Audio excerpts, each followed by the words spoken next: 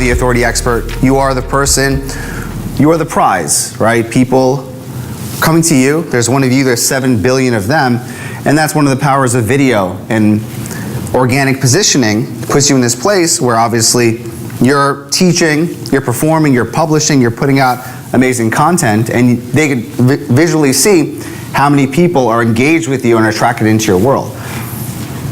Chasing repels clients. So what I'm going to talk about now is how to take your organic social media and turn your likes into leads, okay? Super important, and it's having that element of obviously getting a lot of engagement, but at the same time converting them into potential clients so you could serve them.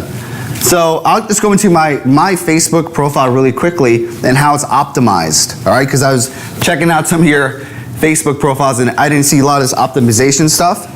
The first and most important thing is your banner. So when people are researching your social media, let's just stick to Facebook right now. One of the first things they'll see is your profile and at the top. So one thing I'd recommend is having something that has to do with your business on your top banner, right? Simple graphic design, title, and a website with a direct response call to action, all right? I'll show you what I have under mine. And this is a great low-hanging fruit. So Facebook now gives you 5 photos that you could place here. But the secret is not to put 5 photos, it's to put 1 photo that has a call to action, okay?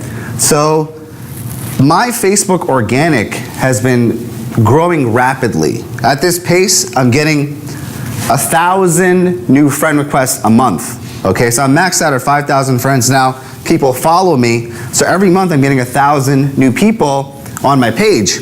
So a lot of these people that are adding me, they'll come and see my banner, but then over here, you have a choice of putting 5 photos. If you put 1 photo, it makes it huge. So right now I'm filling out my seminar, and I actually don't do any cold traffic marketing for my seminars. I have them twice a year, and they're all sold out just based on this page alone. So when people go to your profile, whatever you put here, whether you're promoting an event or your lead magnet, this will come up huge. And as they scroll down your news feed, this stays up there. So this is prime real estate to put a specific offer.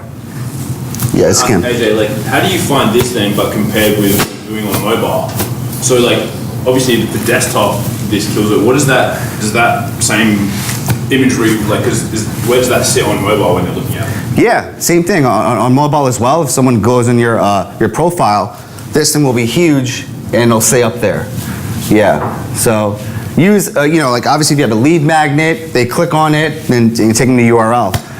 Yes, Chris. Yeah. How do you balance sort of the professional side of your life with your personal side on Facebook? Because if you look at my Facebook page, it's pretty much all personal. Pictures of kids and things like that. Yeah. I recommend starting a separate profile that would be optimized like this, or just leave all the kid and family stuff related, on the page. Yeah, I would leave all the the family stuff, because like I said, they'll find any of your profiles if they do a search, and obviously the one that you're going to use the most, that's where you're going to build the most engagement. So obviously you have your mission and then you have your family, but they're all going to be blended together.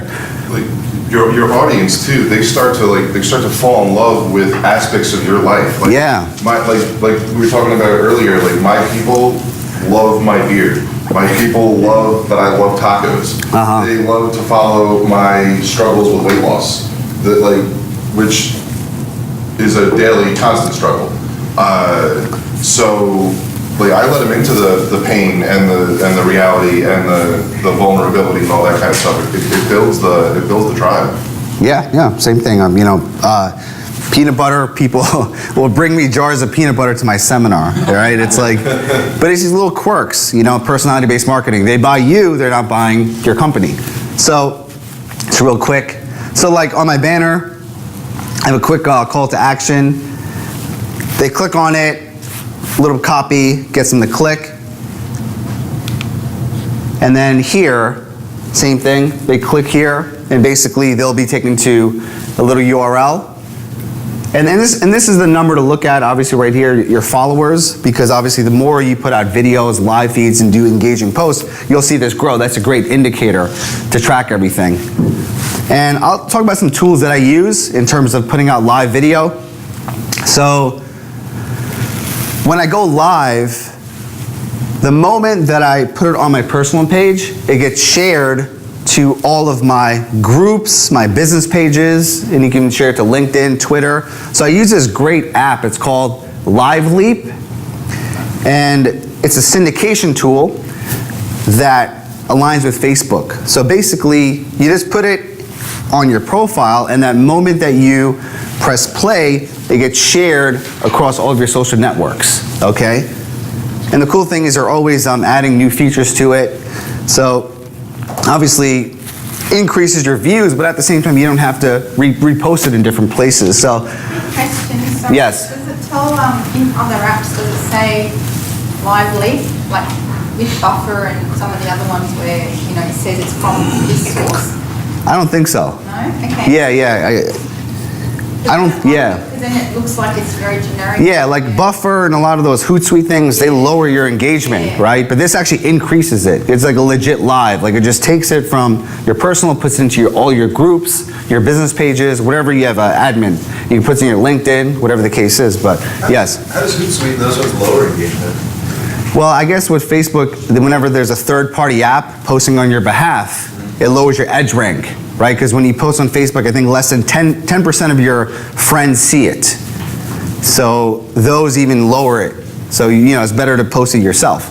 Yes, Yeah, Ben. Because we do a lot of R&D with obviously Facebook ads, social, everything. We spend a lot of money on testing that just because we want to see what's happening and comparing results with different approaches. We've actually tested a lot of those. We've tested, I think it's Buffer and Hootsuite and a couple other ones. Edgar is another good one, right? And then Yeah. compared to doing it organically, like we thought, oh, this is cool, we can save a lot of time by using this automated app. But yeah, it actually dramatically reduces your reach, so a lot less people see it. I think that Facebook will like, no, we want people to put the time in to put quality content in to Facebook, and because it's all about the products. Like, if you're on Facebook and you're a user, you're not the customer, you're the product.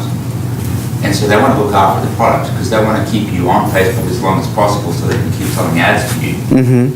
And they want to make sure the product doesn't click off and say, oh, you know, there's so much rubbish on Facebook these days, and get off the platform. They want to always care for the product, and they want to reward people who do that.